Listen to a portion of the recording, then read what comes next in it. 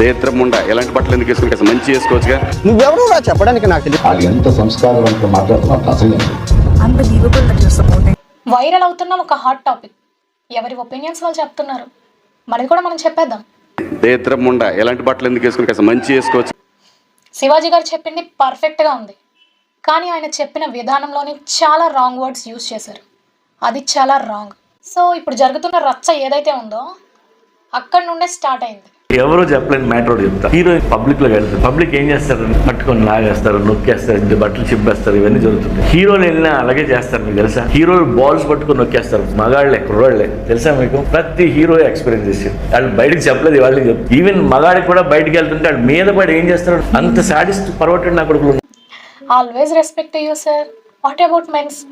లేదు, వాళ్ళకి కూడా సేమ్ ట్రీట్మెంట్ అంట కదా, మరి వాళ్ళు కూడా చూసే వాళ్ళకి ఒక క్వశ్చన్, లైక్లు కావాలంటే సామాన్లు బాగుండాలంటే ఎవడో పొరంబోకోడు లైక్స్ కావాలంటే నీ సామాన్లు బాగుండాలా ఆంటీ అన్నప్పుడు ఏం చేశారా? దాన్ని ఫన్నీ చేసి డీజేలు వేసుకున్నారుగా. అంటే ఒక సెలబ్రిటీకి ఇలాంటి ఇన్సిడెంట్ జరిగితేనే సీరియస్గా స్పందిస్తారనమాట. రీసెంట్గా జ్యోతి గోల్డ్ మెడల్ సాధించింది, కనీసం ఆమె గెలుపుకి చప్పట్లు కూడా లేవు. అండ్ ఫైనల్గా అన్వేష్ బెట్టింగ్ యాప్స్ మీద ఫైట్ చేసినందుకు, అలాగే బెట్టింగ్ బాధితులకి 40 to 50 lakhs ఇచ్చినందుకు అతనంటే రెస్పెక్ట్. అదే చెప్తున్నా ఉండేది. ఇక్కడ శివాజీ గారిని అన్వేష్ని కంపేర్ చేస్తే అన్వేష్ తన లిమిట్స్ క్రాస్ చేశాడు.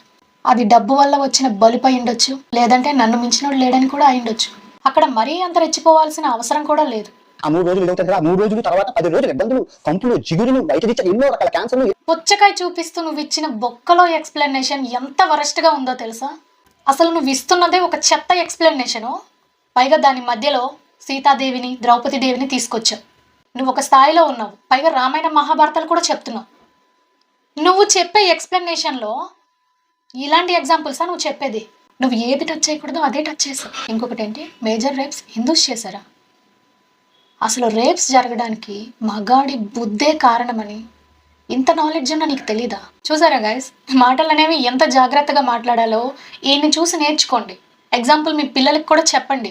కొన్ని సంవత్సరాలుగా కష్టపడి కట్టుకున్న కోటని తన నోటి దూలతో తనే కూలగొట్టుకున్నాడు. గైస్ ఫైనల్గా ఇది ఒకటి వినండి. అన్న మొత్తానికి 14 years అమ్మాయిని వేసానంటావు.